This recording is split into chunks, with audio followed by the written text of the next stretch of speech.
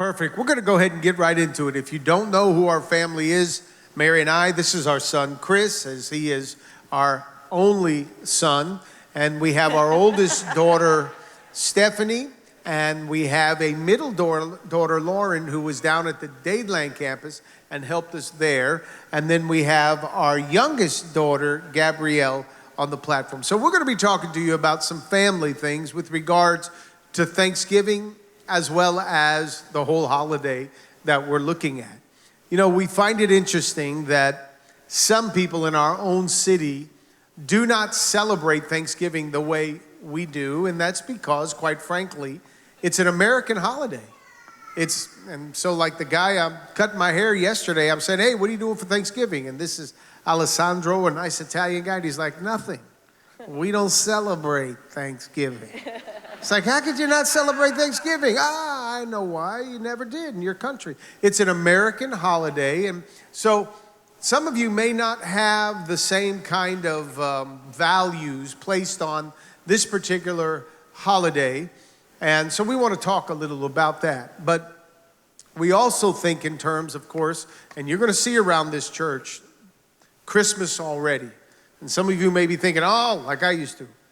You mean we can't even get through Thanksgiving without getting to Christmas? Well, Christmas is a Christian holiday, and it's celebrating the birth of our Savior, Jesus. So everyone's going to participate globally around the world.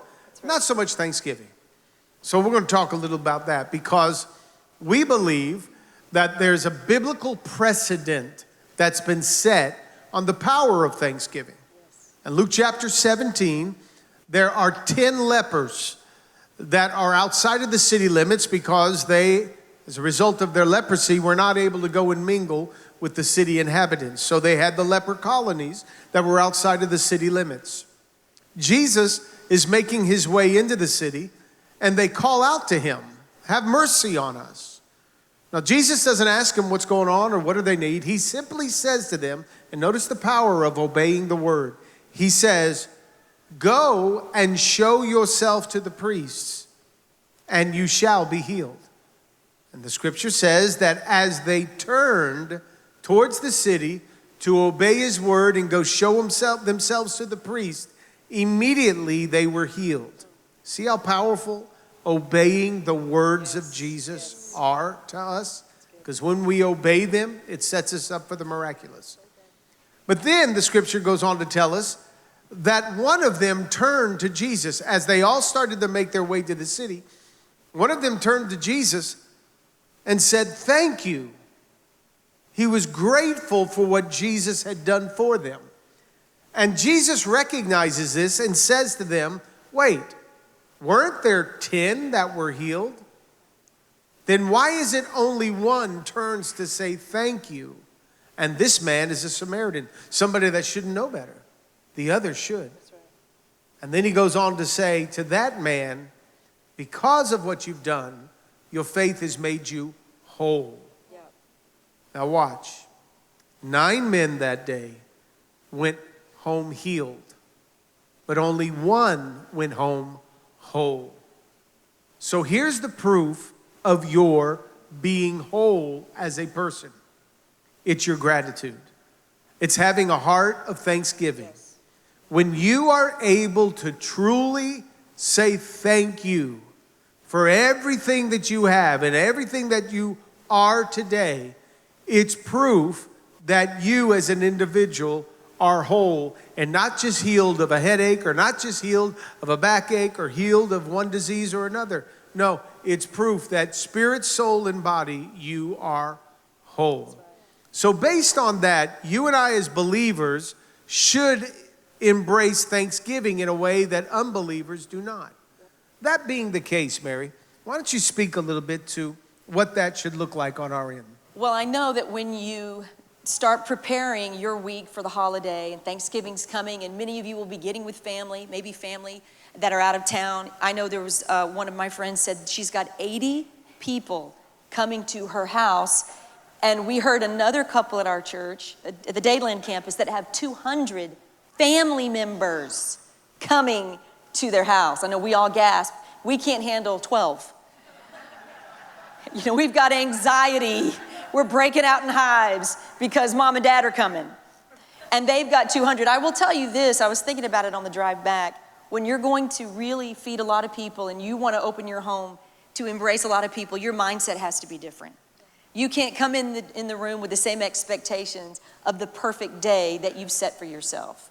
And one thing about those larger parties is everybody comes knowing it's going to be crowded, it's going to be hot. I may get food, I might not get food, but it's really about the family. It's really about what we're preserving and what we're grateful for. And we are so grateful that we come from a big family. I think that's so important for us to remember, that we don't get Thanksgiving out of order. And what we approach Thanksgiving with is really the original intent. It's a day of gratitude.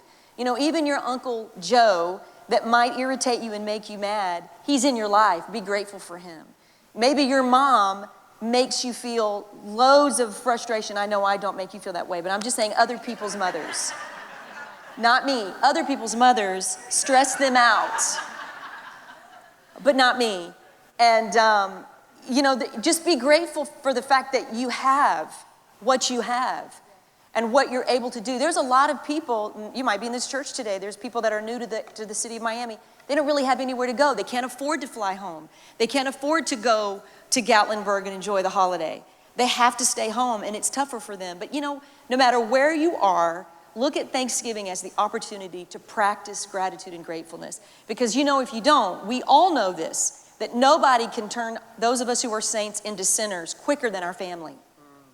They can pull out the worst in us on a day that we have everything planned to go and have a great time, and before we know it, we're hostile, we're angry, we're mad, and it takes us like 3 days to detox from our crazy aunt and uncle who just really made us mad, or that cousin who always comes late with his 6 kids, and he's late, and we wanted to clean up, and here he comes with his 18 children, and he's walking in, and you know, those things that we all have, we've all got those situations. But when we start now, you've got how many days? Let's count. Monday, Tuesday, Wednesday. You've got 3 days to get it together, to get your thoughts right, and go towards the holiday with gratitude in your heart. We've been talking about this all week, and I know, Chris, you wanted to share even from your perspective. We're all just kind of going to share, because it's been a conversation we've had with our staff and as a family approaching Thanksgiving the right way. Well, you did say nothing can turn a saint into a sinner like family can. And one of the things that we always talk about is those family members that come in, you know, they're on the other side on every major issue at all. The minute they hear your side of things, they take the other side just for fun. That's just who they are. And I wonder who on this panel is that person. But we all have those family members. And it always starts those fights, and those fights always start the same way. They just never, ever know how to chill, or they always are late, or they're always on their phone. And we start with these blanket statements where it's just they never do anything right, they're scum of the earth, and everything is the worst. But family can bring blanket statements out of you. Have you ever, sometimes we have more grace for people we don't know than the family. The people we don't know, they must have been having a bad day, but our family, they never appreciate me. But the truth is, especially on a week like Thanksgiving, there's a blanket statement that should trump all other blanket statements. And that is, as a Christian, we understand we don't deserve anything. As a Christian, we don't deserve this day. We don't deserve the breath in our lungs. We don't deserve to have family that loves us. We don't deserve to have the resources to put together a meal for the 12th. We don't deserve anything. If you're going to Gatlinburg, you don't deserve that. If we're going to Georgia, we don't deserve that. But through God's grace, we get that anyways. Everything we have is through the grace of God, and we're supposed to be agents of that same grace. We should have that same grace for our family, because we don't deserve anything in the first place. So let that be the only blanket statement that you use for the next couple of days. And I may have just given myself away because I may be using a blanket statement. You know, you guys never, ever, ever appreciate me, but. Yep. Well, speaking about phones, the younger on the side of this panel can maybe address the issue of cell phones and social media at the table when the family is gathering together. Can you check the text I just sent you about it? That's amazing. I love that meme. Do we want to? sorry. Do we want to Do we want to talk about it now? Yes, talk about Okay, it. so it's really great that you brought this up because we were actually planning to have an intervention with the two of you guys on this panel, and this is amazing. I'm kidding. No. I do agree. It's actually, we said it in the first service. I believe it's whenever he takes us up to Georgia, he says there's no internet. And I think it's a scam, and it's a way to get us off of our phones. So we'll take the scam, whatever, we'll live with it. High-five me. You But- never, ever pay attention. You see, he never lets us talk. Oh my gosh, it's just... No, but I do appreciate when we do get to go away, when we do have our time and our break, because we really do like to kind of just take a breath and take a breather and take a break from our phones. And you do get on us a lot, and you will tell us, hey guys, let's get off our phones when we're on the dinner table. But we've come to the point where we kind of make our own decision in that way with our phone, where we're like, you know what, for the entire week, I'm gonna get off, or I'll stay off social media. Because it's the only time, the more and more we work and we have school, we realize this is the only break we'll get when it's just with our family, we have no other distractions, and we can really just take a breather. So we've just, all of us, I know I am, we're just, this week we're going into it saying, we're just gonna get off our phones, we're gonna take a breath, because we only have a week with them. Right. And we're realizing that time moves so fast, and that next year, it's gonna be so different. The next year's gonna be different. Everything just happens so quickly. So for us, we want to really cherish every year we have with the family, the 6 of us, and with even our grandparents. So I think if you're a young person in the room, that's something that you really do wanna cherish. We always kind of I think we take grandparents for granted. And you should really cherish the time that you have with your grandparents and your parents. If your parents tell you to get off your phone, don't make a fuss about it. Don't get an attitude at the table. Just put it down. Just put it down. Oh, sorry. See, I was ready. Just put it down. It died. Yeah, it's okay. But put it in your room, leave it alone, and just cherish those times. And even ask if you don't know how to talk to your grandparents, ask them stories about their lives. Get to know your family, because it's only one day. It's only one day. Pull through for the day. You can go back to your phone in the next 24 hours. But I said it earlier, if you don't see anything on your phone, everything changes. There's really nothing lasting on your phone. You need to cherish the moments, because you'll never make memories on your phone. You always make memories with your family and the people around you. So make memories with your family instead of on your phone. Yeah. Go, Gabby.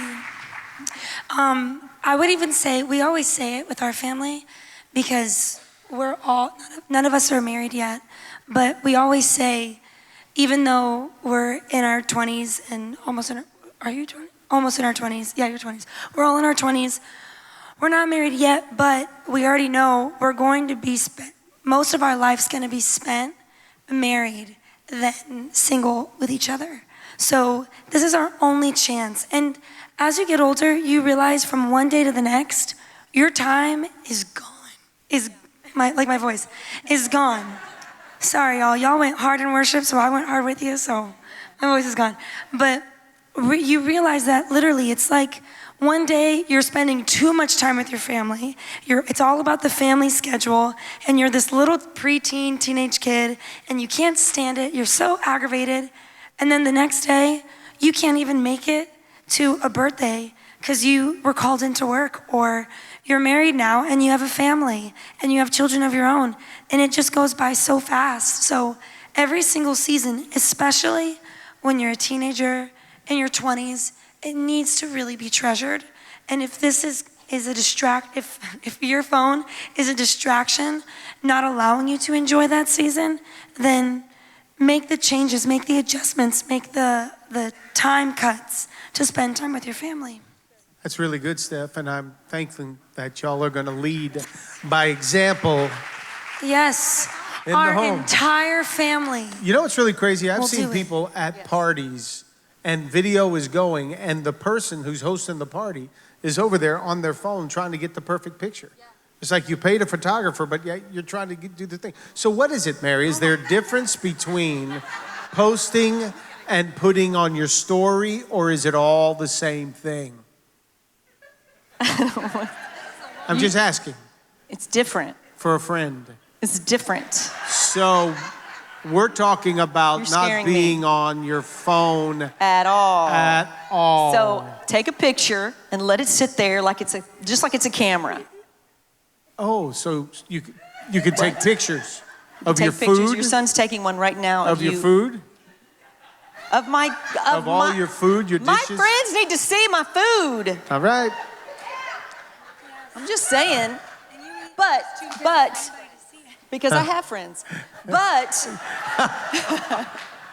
good one, Gabby. No. But what you could do is put that on my page, please. Can you put that on my page? Here's the problem. Here's the problem. It creates distractions, and then it creates conflict.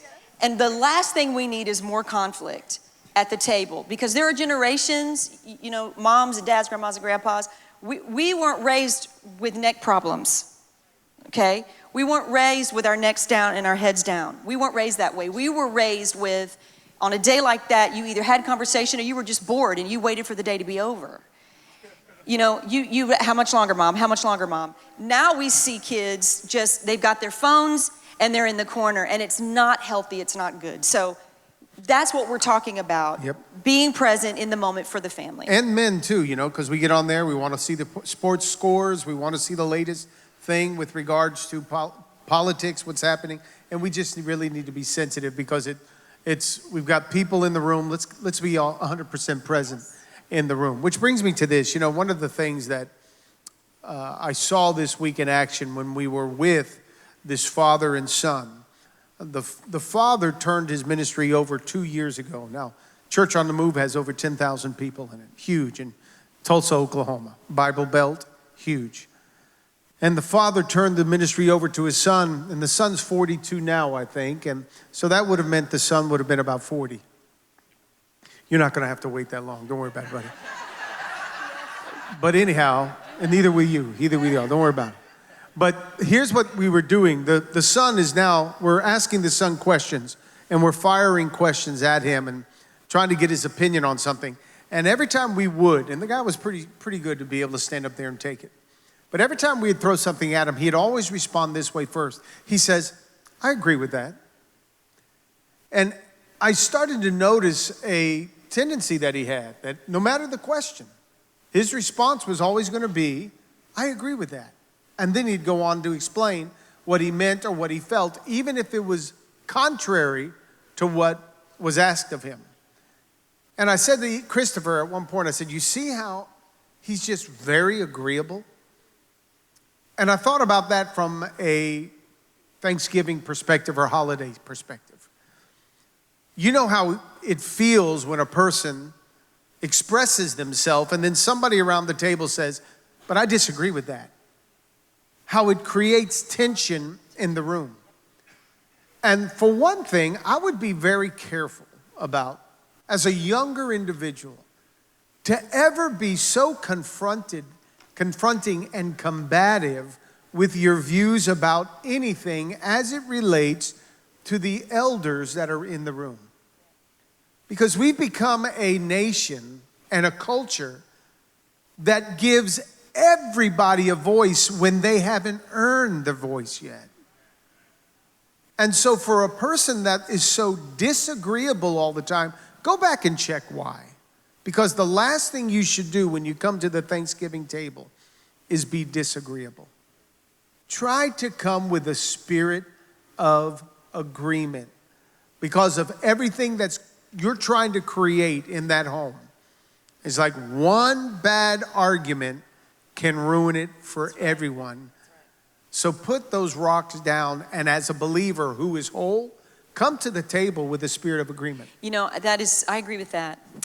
And I think it's so important that we back up and really become almost micro-intentional as Christians, because we do have one day, and we won't get it again for 364 more days. And if we are in a disagreement with a person that, like for instance, I have a text feed with some friends and family members, and one of them that I'll see at the holidays, and we were talking about going to see Kanye at Lakewood, because we flew to see Kanye and flew back the next morning. And it was such an incredible experience.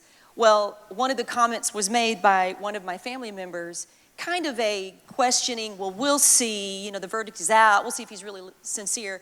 And I immediately felt like I was offended that they would make that statement. And I got my dukes up in my mind.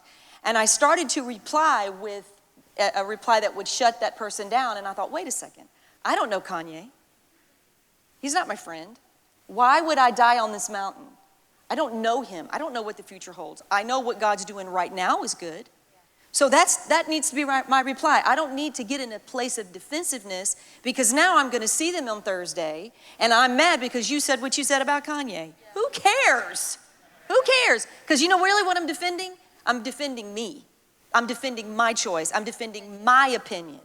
When at the end of the day, my opinion doesn't matter, yours doesn't either, who cares?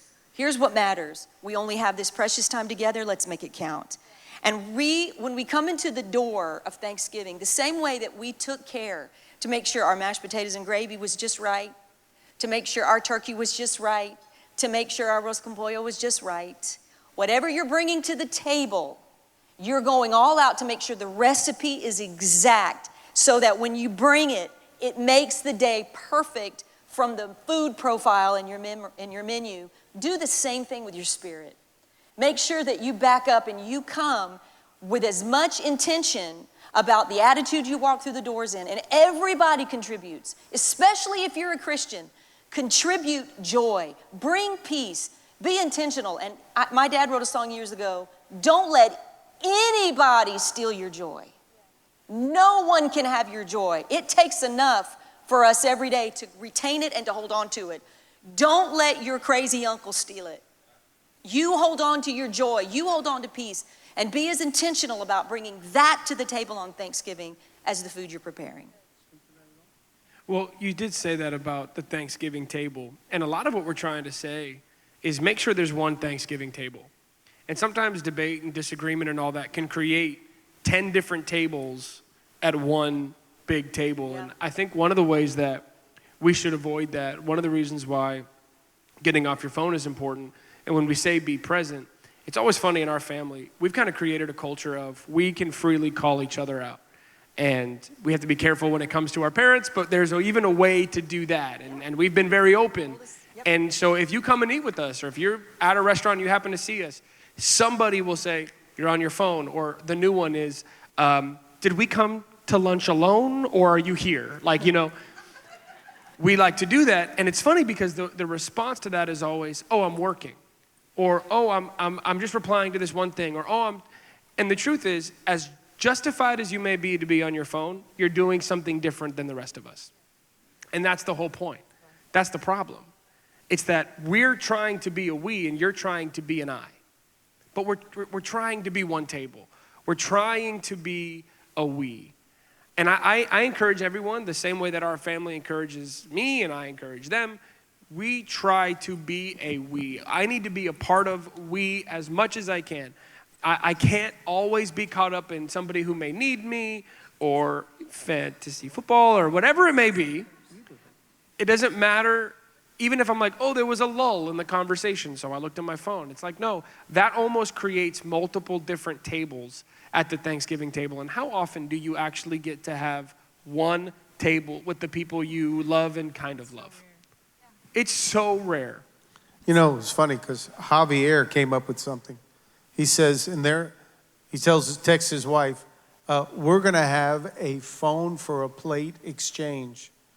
That if you want a plate of food, you need to come and put your phone on the counter to take the plate of food so that everybody's 100% present there.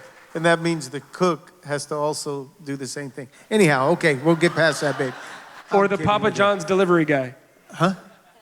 Yeah, of course you can say something, Gabby. Raise your hand next time. Just Go. hurry. Yeah. Can I say something? I will say, we talked about it this week, the four of us girls, and we were talking about just the different topics that can come up over Hold on, Thanksgiving four of us dinner. girls? Me, Mom, Steph, and Lola. Got it. They were catch, right though. the first time. Good catch. But we were talking about the different topics that can come up in your discussion and the different kind of the trigger words that can come up. And we were talking about it, and I just stopped and I was like, I understand that we all have our opinions, and yes, you could feel like you are right, and the Lord could tell you, you are correct. But why ruin a however long relationship you have with the person over somebody you don't know, a topic that really doesn't matter? It doesn't really affect you guys. It's something that has nothing to do with you. Why would you ruin a relationship with with an aunt, an uncle, a cousin, a brother, a sister, an in-law? Why ruin that relationship over somebody you don't know? It's so true. And this morning, Armando and Anna at the Dayland campus, we did this with them, and he brought up a story that was so touching because he said, sometimes we can send messages as Christians to our family members who don't go to church and aren't consistent of conflict, and we can send a message to them like we're on the opposite ends of family. And he said that he saw on social media last year that his older sister, who he loves to be with his family, they have a great time together, but he saw that they had this really awesome themed Thanksgiving at her house, and they dressed up as characters and they were all there, and he saw that and he thought, I wonder why they didn't invite us. So he called his sister and he said, that looked like a lot of fun. Hey, thanks for the invite, just kind of joking. And she said it so gently, but from her heart, she said, oh, well, I'm sorry, we really just didn't think you'd want to come. And it was like a dagger in his heart. And he said, what message have I sent to my family?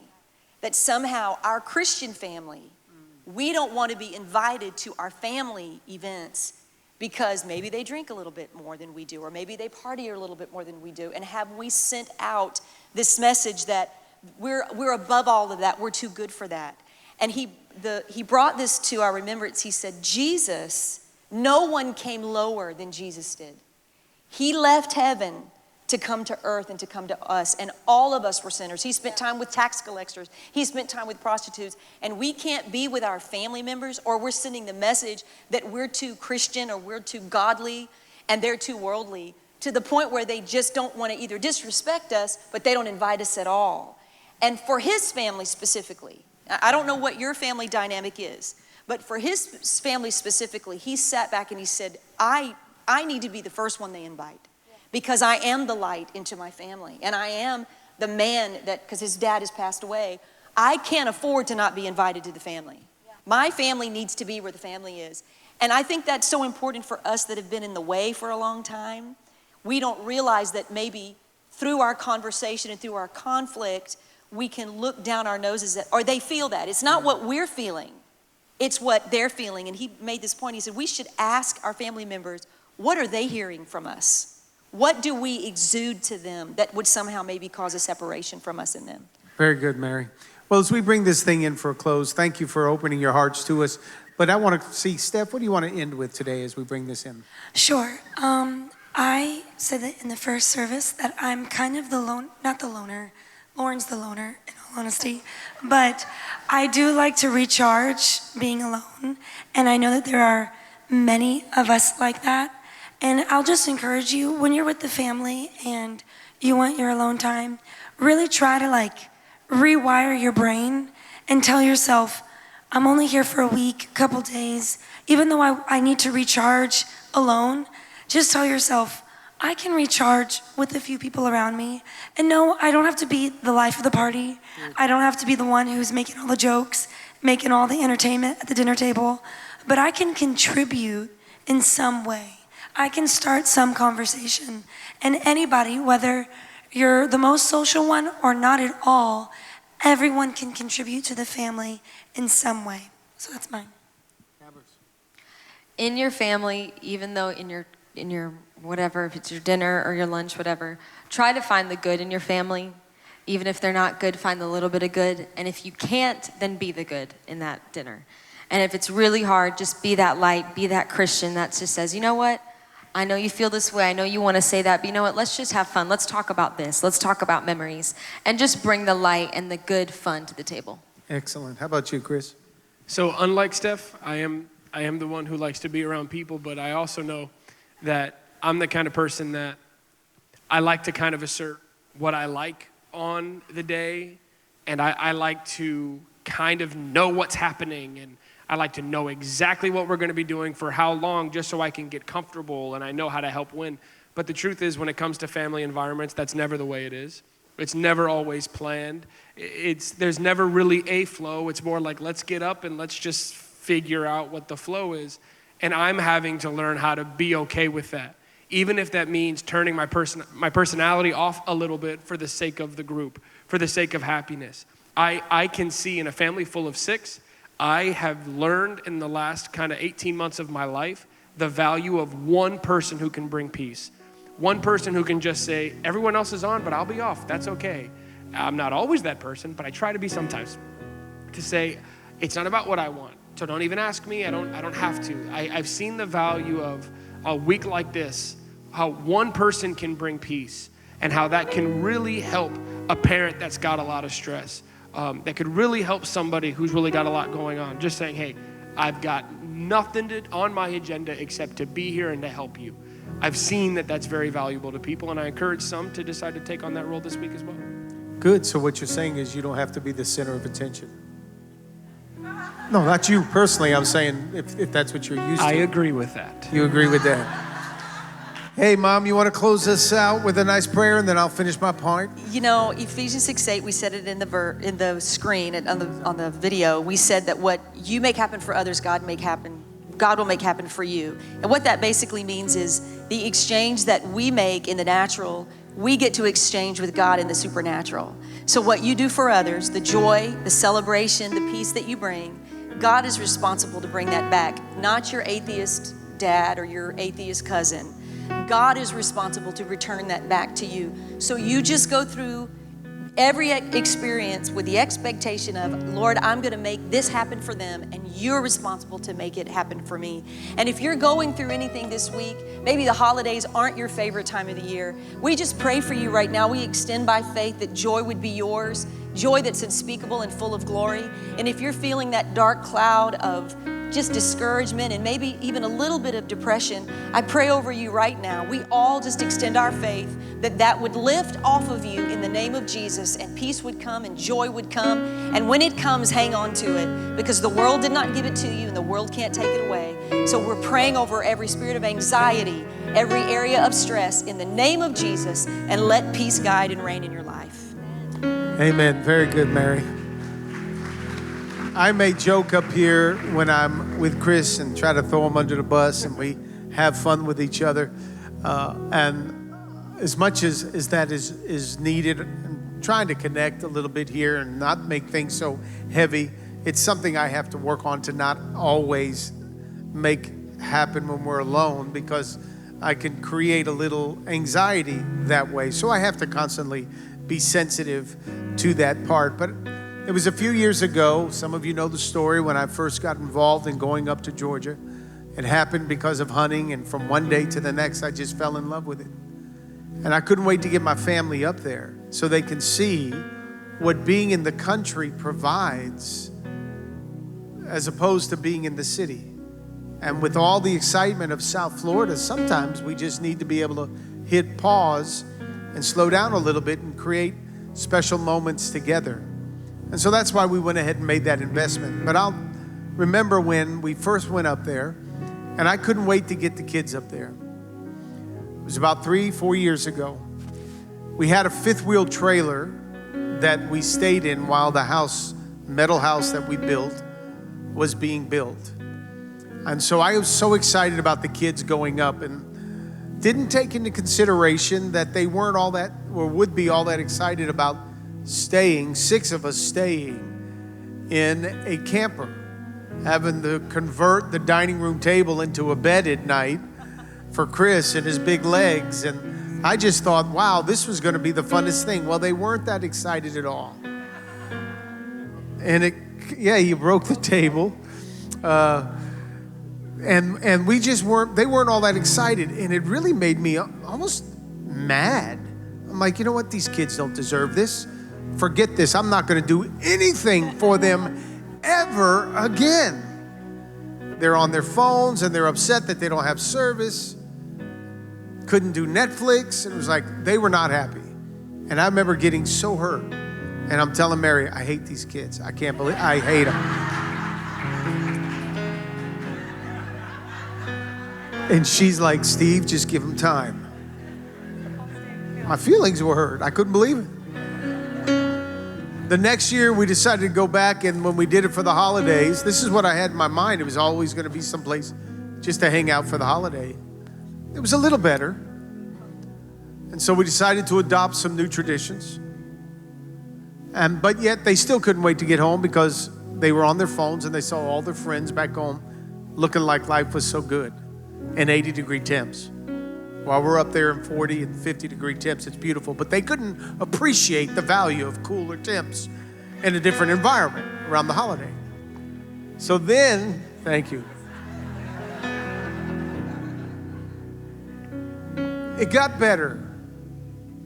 And this year, I happened to notice with the little chatter that they started saying they couldn't wait to be able to get away, to go to the farm.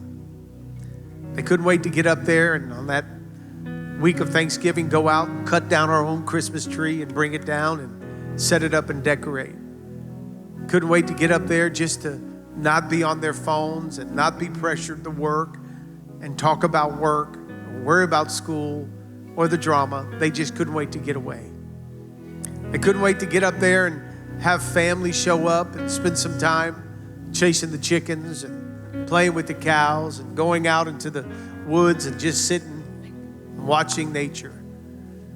And it really started to touch my heart. And when we go up there and we put on the gas fireplace, because we surely don't go out and cut our own wood, we're going to go out and fire up that fireplace, and it's going to be a great time for our family to be together. But it's finally starting to produce the fruit that I was hoping it would produce. And I would say to you this, that for many of you, doing some of the things we're talking about, you're starting new traditions, maybe in different homes, but coming to the table with a heart of grace and just trying to be kind about everything and not being offended at all, not having to engage in the drama, not get your mind caught up in feeling like so-and-so was treated better as a grandparent than I was, or not worried about any of that.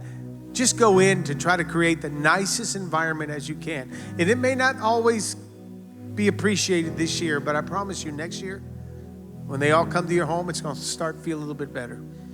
And then the year after that, you're going to start seeing that the vision you have in your heart for a happy family is going to really start to manifest itself, all because you as the Christian who is whole came to Thanksgiving and the holidays without any issues going on in your life or your world. It's going to create peace and everybody's going to love it. And if you are here in South Florida and you're alone, please don't stay alone. Make the investment to connect with somebody, even here in this church. And if you're somebody that has an empty chair around your table because maybe one of your loved ones have gone out to spend time in another city or state and their chair is empty, maybe you need to look around this church and find somebody who does not have a family member and invite them to join you for Thanksgiving so that they could be rewarded with relationship and the value of it. So I hope this has been a blessing to you. Here's what we want to be able to say. Since we probably won't see the rest of you all week long, here's what we'd like to say to each and every one of you. Happy Thanksgiving. God bless y'all.